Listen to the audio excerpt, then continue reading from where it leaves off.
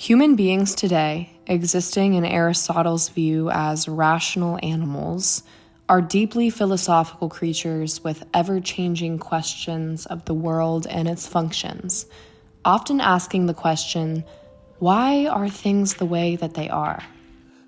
We often hear of humans going through an existential crisis, in which we adopt an almost crippling overthinking of the purpose and meaning for your individual life and for human existence in general. And although the widespread idea of existentialism didn't emerge until mid-20th century France with the mass tragedies following the Second World War, the ideas of philosophical thought and the deeper meanings of life within humans may have emerged as early as 500,000 years ago. It all starts with consciousness, more specifically the idea of phenomenal consciousness, and how this state processes both awareness and arousal. Awareness being the content of consciousness, like this is a green leaf versus this is a red bird. And as neuroscientist George A. Mashore defines arousal as referring to brain activation and level of consciousness, like being alert versus drowsy versus asleep versus anesthetized. Within three major components of consciousness, collective, individual, and joint, Homo sapiens are special due to only sharing individual intentionality, which controls cause and effect and seeing an outcome as a reward, with apes. In response to so many new and evolving experiences for Homo, neural pathways within parts of the frontal lobes were able to grow and expand at an increased rate. And as American primatologist Agustin Fuentes notes, this growth contributed to emotional, social, motivational, perceptual processes, decision-making, attention, working memory, and what emerged was a distinctively human imagination, the capacity that allows us to create and shape our futures. It also gave rise to the next step in the evolution of belief, meaning-making.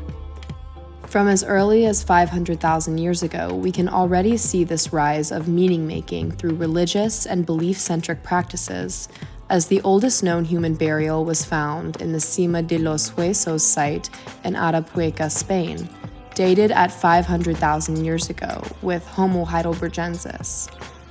Beliefs in afterlife, in turn, are associated with adorned burials. This in itself clues into a deeper pattern of thought that recognizes the presence of both mind and soul in order to aid the dead. Around the same 500,000 year ago mark, Homo erectus created the oldest currently known doodle engraving on a fresh shell. Although there may not be much intent behind this zigzag pattern upon this ancient canvas, this was our indicator of the beginning of symbolic thought as we know it. After all, by this time, Homo had already mastered the skill of shaping dozens of tool types with multiple mediums, some being so symmetrical and aesthetically pleasing that some scientists speculate toolmaking took on a ritual aspect that connected Homo artisans with their traditions and community. These discoveries eventually led to further clues of human consciousness and abstract thinking, when 110,000 years ago, Homo sapiens designed beads from snail shells that showed early humans had started to create and think symbolically. Archaeologists in South Africa then unearthed what was identified as an ancient paint from early Homo sapiens made of several ingredients and stored for later use within a shell, created just 10,000 years later. This evolutionary progression of creation, innovation, and the meaning behind it is extremely valuable because it shows an important aspect of human thought, the transition to symbolic communication. University of Toronto's Director of Artificial Intelligence, Paul Grouchy, defines symbolic communication as relying on mappings between a sign or symbol and that to which it may refer, with the meaning of symbols depending on a mutually agreed cultural context. But what signs and symbols from early Homo sapiens clue us into their potential for early philosophical meaning and an overall deeper thinking? To quote Pirates of the Caribbean, "Dead men tell no tales." The start of symbolic communication remains a controversial problem due to a lack of fossil record. It's definitely not an easy task to look for evidence of one's mentality, since that would involve analyzing the brain's soft tissues. However, calling back to Paul Grouchy's take, symbolic artifacts are tools of the mind.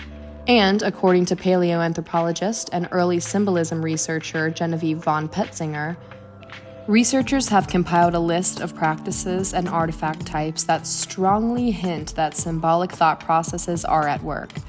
Evidence includes the selection and preparation of particular shades of ochre, burials with grave goods, personal ornamentation, and the creation of geometric or iconographic representations. While tools like stone axes are created and used to make changes to the physical environment, symbolic artifacts are created and used to facilitate the application of deeper logic, communication, and aesthetics.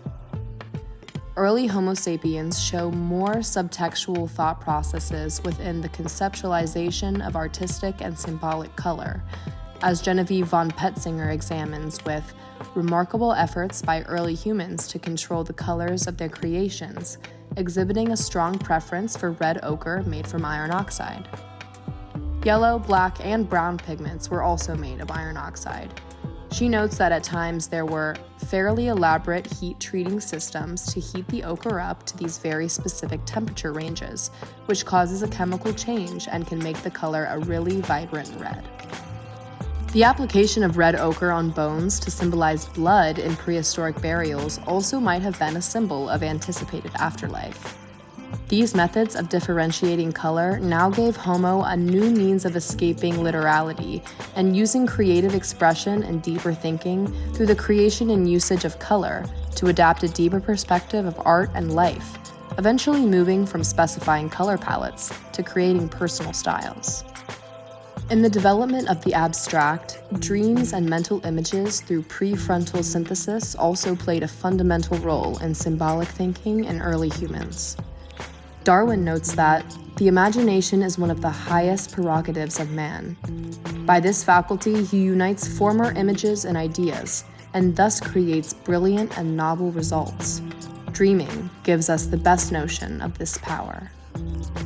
The unconscious mind provides spontaneous images and feelings, and the evolution of imagination shows evidence for an early conscious, purposeful process of synthesizing mental images. Take the 11-inch Holstein-Stadel figurine made of ivory, for example.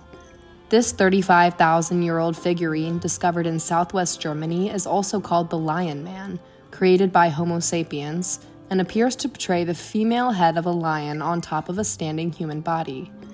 Neuroscience researchers like Andrzej Waszedecki suggest this must have been imagined by artists by first mentally synthesizing parts of the man and beast together, and then executing the product of this mental creation in ivory and other materials. The Lion Man clues into ideas of the supernatural as well as creative myths, representing spiritual beings and an awareness of a deeper thought of what human could be defined and represented as in a symbolic manner. Deeper abstract thought in early Homo sapiens meant there were levels of intentionality to almost all introspective choices. Rock art is another representational aspect of artists who drew bison, lions, and mammoths on cave walls in order to show a world that was one of spirits, ancestors, and other worlds. Within the cave of Trois Frères, rock art entitled The Sorcerer from 12,000 BCE dons an antlered head, owl-like eyes, the beard and legs of a man, front paws like a bear, and the tail of a horse or wolf. Many question if this was the depiction of a shaman, god, or spirit used as representation of some sort of upper Paleolithic community with some sort of religious connotation.